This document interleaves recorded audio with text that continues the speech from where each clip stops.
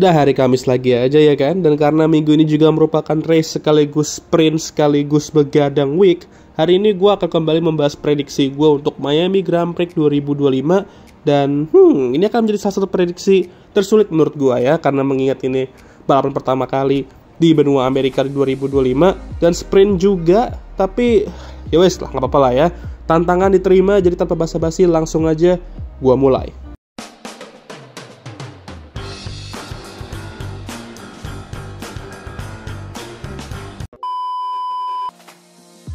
Nah, karena ini merupakan sprint week, gue akan bahas dulu sprint pole dan sprint winnernya. Dan jujur, gue akan go bold untuk kesekian kalinya ya.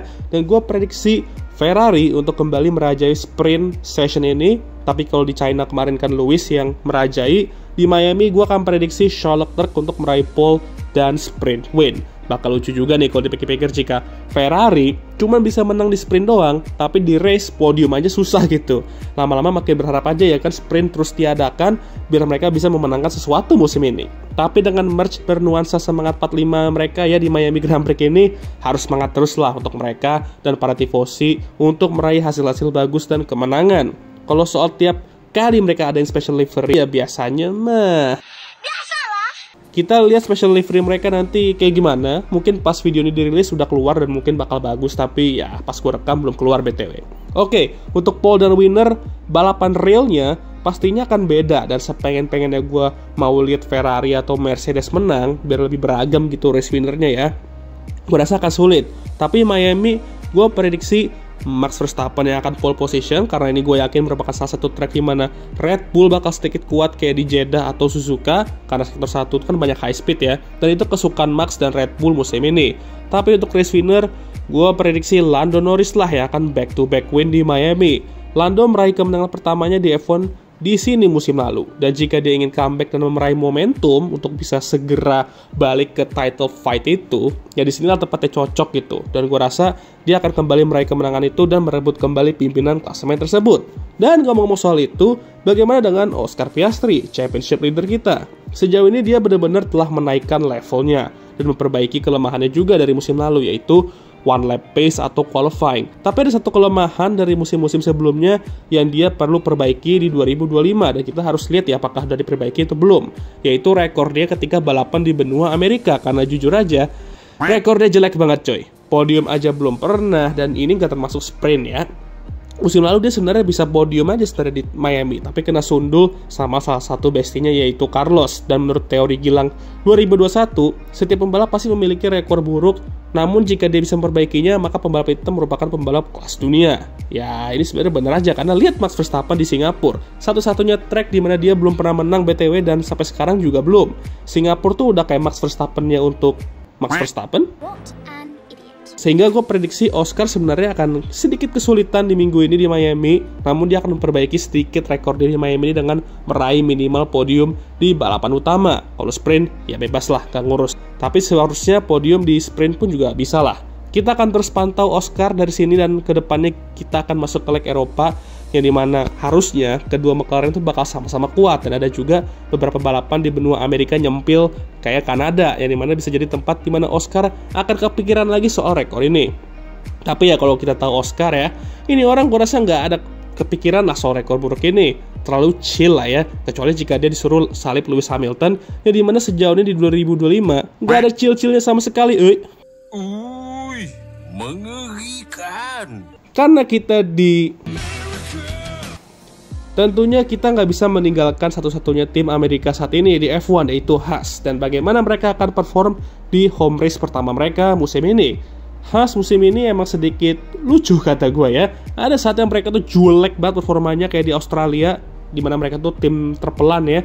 Tapi ada juga saatnya mereka jadi best of the race dan mengumpulkan poin-poin besar dan bisa menantang jadi best of the race itu. Namun kedua pembalap mereka sejauh ini bisa diandalkan. Esteban bisa diam-diam nyuri poin besar, dan Oli sejauh ini kencang banget dan bisa meraih poin-poin ecek juga di saat mobilnya nggak begitu bagus. Sehingga gue akan prediksi bahwa mobil mereka akan kembali kencang di weekend ini, dan kedua pembalap bakal meraih poin di balapan utama. Lagi-lagi nggak begitu ngurus yang di sprint, tapi expect mereka bakal kuat juga di sprint juga tuh.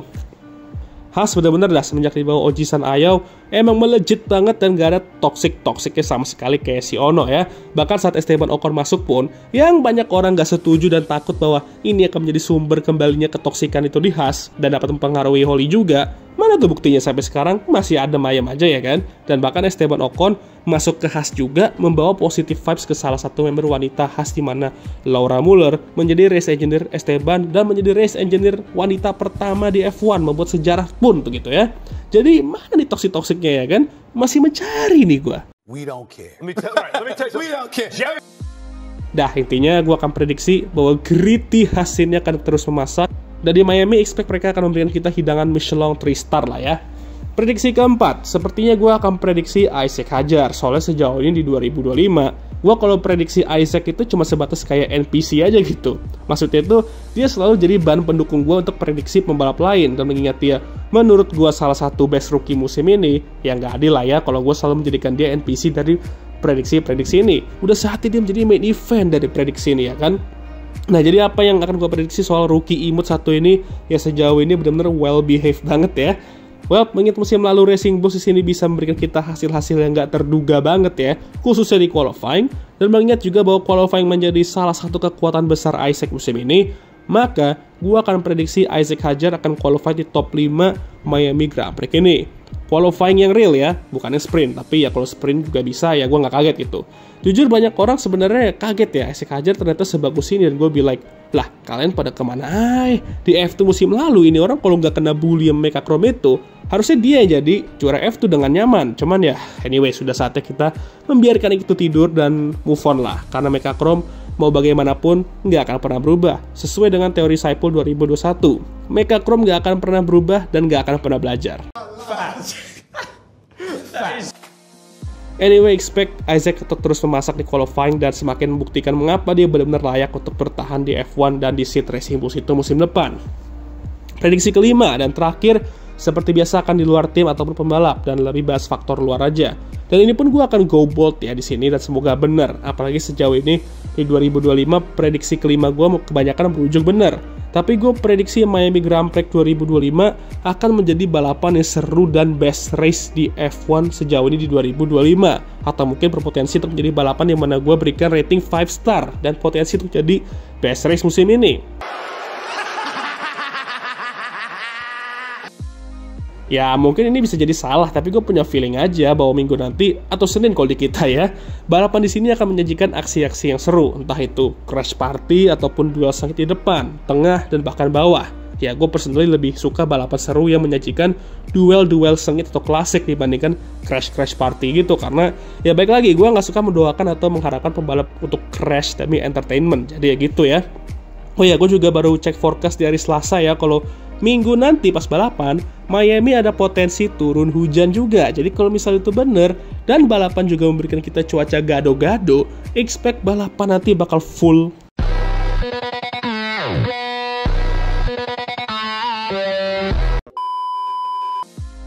Oke lah, sekian video kali ini. Gimana menurut kalian? Jangan lupa like, subscribe agar gue bisa tembus 10k sub sebelum akhir tahun. Share video ini dan jangan lupa juga untuk menyalakan lonceng notifikasi agar kalian semua tahu ketika gue upload video baru. Jangan lupa juga untuk follow Instagram gue. Oke lah, setelah seperti biasa video ini akan ditutup oleh I'm Emma Watson. Thank you for watching.